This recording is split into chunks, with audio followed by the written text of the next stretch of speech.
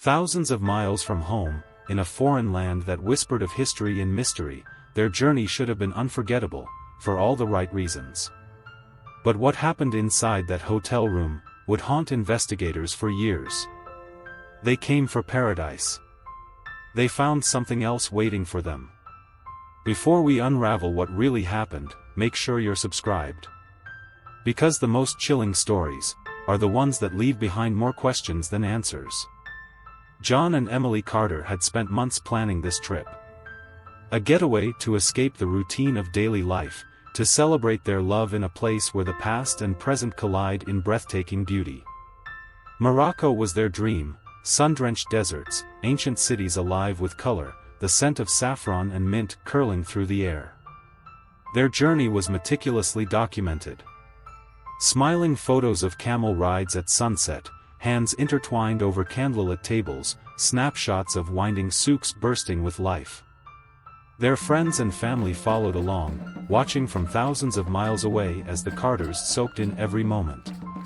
But there was one moment they never shared. One night that left no pictures, no captions, no goodbyes. No more updates.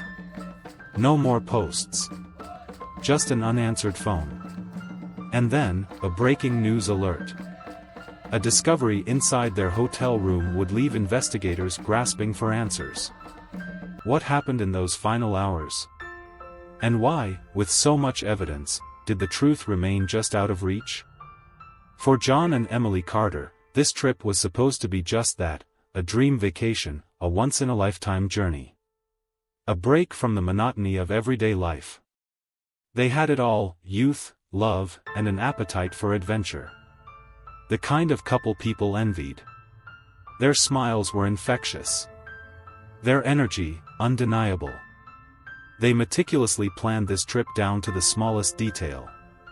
From the moment they booked their flights to the exact locations they wanted to visit. Everything was accounted for. Or so they thought. Because no matter how carefully you plan, you can never prepare for the unknown. And somewhere along the way, something went horribly, irreversibly wrong. John and Emily would never come home. And what was left behind was a mystery that still haunts investigators to this day. It was a crisp, cool morning in Texas when John and Emily boarded their flight. Their bags were packed, their itinerary mapped out, their excitement palpable. The couple had been married for just over 2 years. They were high school sweethearts, inseparable since their teenage years. John, an easygoing, adventurous spirit. Emily, bright, warm, with a passion for photography. They weren't just lovers, they were best friends. Their social media was a reflection of that, a collection of shared moments, laughter, love. Carefully curated glimpses of a life well lived. They documented everything. From their early morning drive to the airport, Emily posting a quick selfie in the terminal, to the layover in Casablanca, where John took a short video of their coffee cups clinking together. Touchdown in Africa. Emily wrote, her caption followed by a flurry of excited emojis. Their friends and family back home watched eagerly. They had no idea this would be one of their last posts. Their final destination was Marrakesh. A place of wonder. Of color. A city that pulsed with life. The moment they arrived, they were enchanted. The warm air, thick with the scent of spices and incense. The sounds of street musicians playing traditional Moroccan melodies. The vibrant souks, where vendors called out in French, Arabic, Spanish, enticing travelers with their handwoven rugs, intricate silver jewelry, and delicate lanterns that cast patterns of light against the ancient walls. Emily couldn't stop taking pictures. John couldn't stop smiling. It was perfect. Their boutique hotel, a hidden gem deep within the Medina, was exactly what they had hoped for. A quiet retreat. Ornate wooden doors led to a courtyard filled with orange trees and flickering lanterns. Their room was small but luxurious, the walls lined with hand-painted tiles, the windows overlooking the bustling alleyways below. That night, as Emily lay in bed, Scrolling through the photos she had taken, John leaned against the open window, looking out into the city. He took a deep breath. Marrakesh was alive. It never truly slept. And somewhere out there, beyond the narrow streets, beyond the crowds, something was watching them. Something was waiting. But John and Emily had no reason to be afraid. Not yet. On their final day, the city seemed even more beautiful. They had breakfast on the hotel's rooftop terrace, fresh orange juice, warm bread, local honey. The sun cast a golden glow over the ancient city walls. They spent the morning at Jardin Major L, walking hand in hand through the lush botanical gardens once owned by Yves Saint Laurent. Emily snapped photo after photo. Absolutely magical, she wrote in her last Instagram story, a picture of her smiling beside a cobalt blue fountain. They wandered the souks, weaving through the chaos, the maze-like alleys filled with merchants selling spices, textiles, pottery. At one stall, Emily admired a delicate silver bracelet, running her fingers over the intricate design. The vendor, an older man with kind eyes, smiled. "You like?" he asked. John laughed, pulling out his wallet. "I think she loves." The man handed Emily the bracelet, but as she reached for it, his expression shifted, just for a moment. A brief, almost imperceptible flicker of concern. Then, just as quickly, it was gone. Emily thought nothing of it. That night, they chose a small cafe, tucked away from the main streets. The kind of place where the lighting was dim, the scent of saffron and cinnamon hung in the air, and the low murmur of conversation created a soothing backdrop. They ordered pastilla, a Moroccan dish of delicate pastry filled with spiced meat, dusted with powdered sugar. Emily had been eager to try it. They laughed. They toasted to their last night. But somewhere, in the background, someone was watching. A man. Sitting alone. Dark jacket. Face partially obscured by shadows. His eyes never left them. Emily noticed first. A subtle shift in her demeanor. A glance over her shoulder. A nervous smile. John reassured her. It was nothing. Just a quiet cafe. Just another diner. At least, that's what he told himself. They paid their bill. Stepped out into the night. Their hotel was just a short walk away. But the streets of Marrakesh, once so enchanting, felt different after dark. The alleyways seemed narrower. The shadows deeper. And the footsteps behind them, too quiet. Too close. They reached their hotel. The receptionist remembered them coming in. John held the door open for Emily. She turned, smiled, said something softly. And then, they disappeared inside. No one saw them again. Morning came.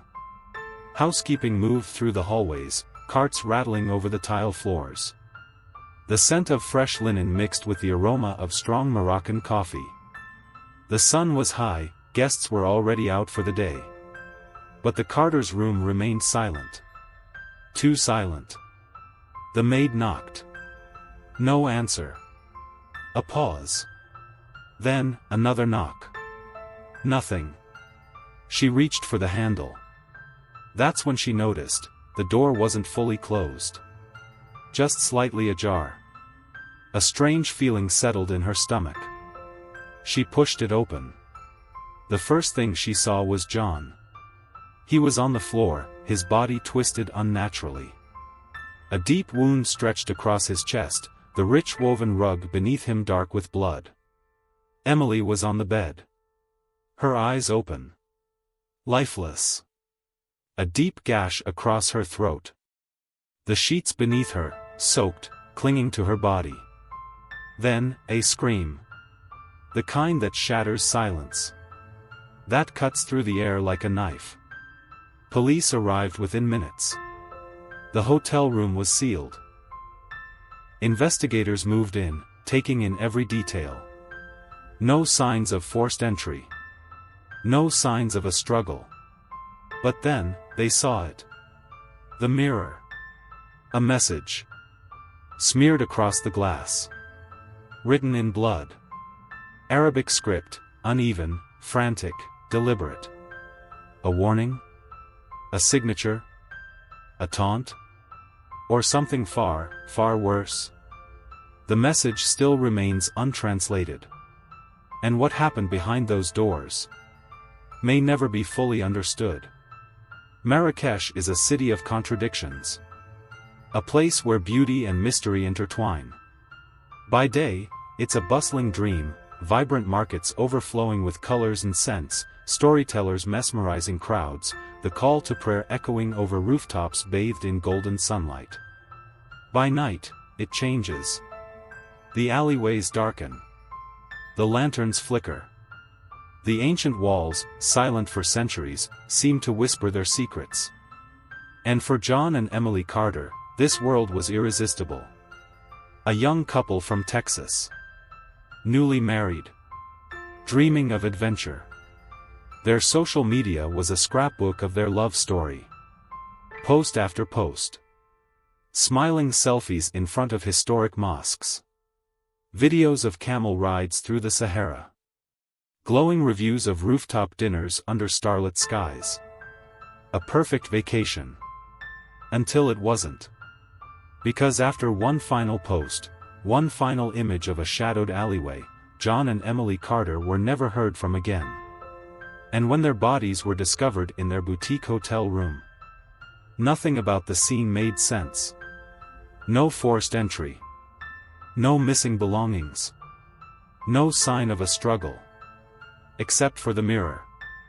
Where a single message had been scrawled in blood. You should have never come. A warning. Or a curse. The discovery was made by housekeeping just after sunrise. The door to room 306 was slightly ajar, an unusual sight in a hotel where guests were meticulous about locking their doors. The maid hesitated. Something felt wrong. She knocked. No answer. She pushed the door open. And froze.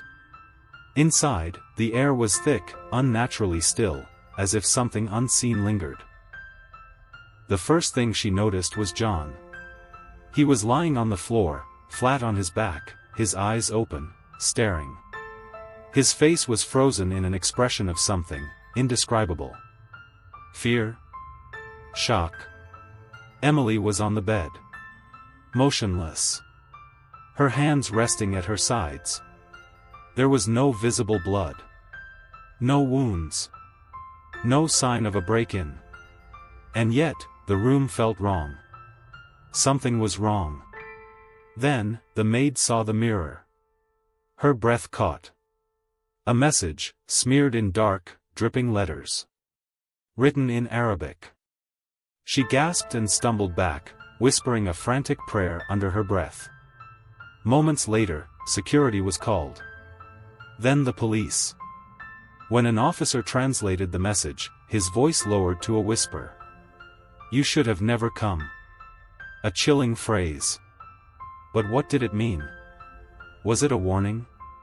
A threat? A confession? Or something far worse? The case shook the city.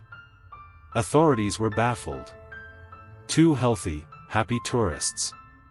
No forced entry. No struggle. And yet, they were dead. Theories exploded across news networks, crime forums, and conspiracy circles. The question that haunted everyone was, what really happened to John and Emily Carter? Some theories were logical. Others? Darker. More sinister. And every single one only led to more questions. Theory 1, a botched robbery. At first, investigators focused on the most common explanation. A robbery gone wrong. Marrakesh is a tourist hotspot. And where there are tourists, there are thieves. John and Emily had expensive cameras. Jewelry. Cash. Maybe someone targeted them. Maybe they woke up mid-robbery. A struggle. A fatal accident. But then, the facts didn't add up. Nothing was missing. John's wallet? Still there, full of cash. Emily's phone? Untouched. Their passports, jewelry, luggage? Unmoved. And most disturbing of all, there were no signs of a struggle. No defensive wounds. No bruises. No forced door. No sign anyone had even been there. So if it wasn't a robbery, what was it? Theory 2, a crime of passion. Then, a darker possibility emerged. A jealous lover. Was John or Emily involved in something secret? Had an affair followed them across the ocean? Hotel staff did report something unusual the night before. Raised voices. A heated argument. Someone angry. But when investigators checked their phones, their emails, their social media, there was nothing. No messages. No secret calls. No evidence of anyone else. Their relationship was, by all accounts, perfect. So who were they arguing with? Or were they arguing at all? Because if no one had been inside that room, who was John shouting at? Or worse, what was he shouting at? Theory 3, the supernatural or occult connection. And then, there was the final theory. The one locals whispered about. The one nobody wanted to believe. Because John and Emily had visited a place the day before. A place feared. Known as the House of the Lost. An abandoned riad, tucked away in the old Medina. A place with a history. A legend. A curse. Some say it was once home to a mystic, a man who practiced forbidden rituals. When he died, his house was sealed. Locked. But something inside remained. Locals refused to enter. Tourists. They don't know better. They go in for a thrill. John and Emily went inside. And they took pictures. Pictures that no longer exist. All except one. A single, distorted image. A doorway. Dark. Empty. Except for one thing. A shadow. A figure standing just beyond the frame. Someone, or something, watching them. And John and Emily never saw it. Until it was too late. And by then, it was already with them. The case seemed unsolvable. A crime with no cause. A warning with no explanation. And then, just when the investigation reached a dead end, a chilling new detail emerged. Something hidden in plain sight. A single clue. That changed everything. For weeks, the brutal and inexplicable deaths of John and Emily Carter hung over the investigation like a thick, suffocating fog, refusing to clear no matter how much forensic evidence was re-examined, no matter how many witnesses were questioned, no matter how many sleepless nights the lead detective spent poring over crime scene photos, hoping, praying, for something, anything, that could explain how two healthy, happy newlyweds had been reduced to lifeless bodies inside a locked hotel room. Their last moments scrawled in blood across the bathroom mirror, their deaths an enigma that defied all logic, and as theories ranged from robbery gone wrong to crimes of passion, from professional assassination to something far more sinister, authorities found themselves running in circles, chasing shadows, until, finally, when it seemed as though the case was doomed to remain one of the many unsolved horrors buried deep within the archives of criminal history, a single, overlooked detail cracked everything wide open, a detail so seemingly insignificant that it had been dismissed in the initial stages of the investigation, buried within the mountains of data collected from the hotel's electronic security system, nothing more than a routine entry in the access logs, one of hundreds made each night, yet when examined under a more focused lens, it stood out like a scream in the darkness. An anomaly so small it had been missed repeatedly, a log entry that showed that at precisely 3:12 a.m., someone had unlocked the door to room 306, not with a guest's keycard, not with a stolen pass, but with something far more damning. A master keycard, one that only a handful of hotel employees had access to, one that was never supposed to leave the possession of security staff, one that had no business being used in that room at that hour, and the name attached to it, the name of the person who had last checked out that master key, sent a jolt of electricity through the entire investigative team, because it was a name they had seen before. A name that had appeared in every interview, every routine questioning, every security shift log, always present, yet always just outside the main focus of suspicion. Hassan Al-Fayed, a 32-year-old night shift employee, a low-level hotel worker, a man with no prior criminal record, no documented history of violence, nothing that would suggest he was anything other than a regular employee trying to make a living, had now become the center of the investigation, a man whose actions, deliberate or not, had placed him at the scene of the crime in a way that could no longer be ignored, and so, with this new revelation in hand, authorities wasted no time tracking him down, bringing him into custody, seating him in the cold, dimly lit interrogation room, where two detectives, one seasoned, battle-hardened by years of chasing criminals, the other younger, still idealistic, still believing in the power of justice, sat across from him, watching, waiting, studying his every move, and as the silence stretched between them, as the weight of the moment bore down on his shoulders, his hands trembled ever so slightly, his breathing uneven, his gaze flickering toward the one-way mirror on the wall, as if sensing unseen eyes peering into his soul, and though he tried, at first, to maintain his composure, to insist he had no idea what they were talking about, that it must have been a system error, a mistake, a misunderstanding, his entire demeanor shifted the moment the lead detective reached into the manila folder on the table, pulled out a photograph, and slid it across the smooth surface toward him, a photograph taken inside room 306, a photograph of a mirror covered in blood, and there, amid the crimson smears, was a single, unmistakable fingerprint, his fingerprint, smudged within the chilling message written by the victim's own hands, and when the forensic report confirming the match was placed before him, the room grew eerily silent, the second stretching into eternity, until, finally, in a voice so low it was almost a whisper, he spoke words that sent a cold, deathly chill down every spine in that room. "I was paid to let someone in. I didn't ask questions."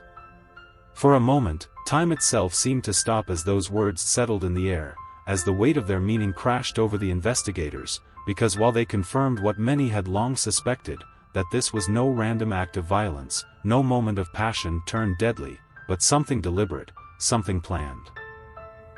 They also unveiled something far more terrifying, something that made the blood in their veins turn to ice, because if he had been paid only to grant access, if his involvement began and ended at the simple act of unlocking the door, then that meant there was someone else, someone who had orchestrated the entire thing, someone who had ensured that John and Emily Carter would never leave that room alive, and when pressed for details, when asked the single most important question, "Who paid you?"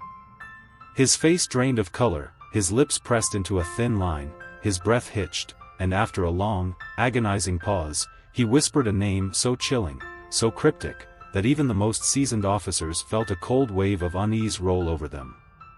The Traveler. The name meant nothing at first. It was an alias, a phantom identity, a whisper in the void, until, as investigators dug deeper, scouring international databases, searching through intelligence reports, combing through classified files, they found something buried deep within Interpol's most wanted list, something so secretive that accessing it required multiple security clearances, and when the file finally opened, what they saw made their stomachs drop, because it wasn't just a name they uncovered, but a pattern, a chilling, methodical trail of bodies stretching across 5 countries, 10 years, each crime bearing the same eerie hallmarks. Tourists found dead in upscale hotels, no signs of forced entry, no stolen valuables, no clear cause of death, and always, always, a cryptic message left behind.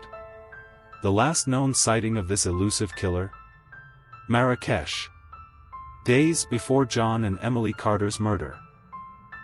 And with that realization, a frantic manhunt was launched, border security tightened, arrest warrants issued across multiple nations, but just like that, just as quickly as he had appeared in the shadows of history, the traveler was gone, his trail vanishing into the abyss, leaving behind only an eerie silence and the lingering, unanswered question, who is he, and where will he strike next? With Hassan al-Fayed behind bars, convicted as an accomplice, it should have felt like a victory. But it wasn't. Because while he had played his part, while his actions had undeniably set the stage for what happened that night, the true mastermind, the one who had orchestrated it all, remained at large, a specter, a ghost, a man known by many names, but remembered by one, a name that now haunted the corridors of law enforcement, a name that left an unsettling weight in the air whenever it was spoken, a name that, to this day, remains on Interpol's most wanted list, a name that could very well be whispered. In the darkness of the city you are in right now, the traveler. And as we close this chapter, as we step back from the blood-stained walls of room 306, as the echoes of John and Emily Carter's final moments fade into the abyss, one final question remains. What's stopping him from doing it again? Who will be his next target? Could it be someone, right now, sitting in a hotel lobby, unaware that they are being watched? Could it be someone, listening to this story? Could it be, you? Sleep well, if you can. Now that you've heard the details, the twists, the chilling confession, and the mystery that remains unsolved, we have to ask, what do you think really happened that night? Was this a crime of opportunity, a hotel employee taking a bribe and turning a blind eye to something far deadlier than he ever imagined?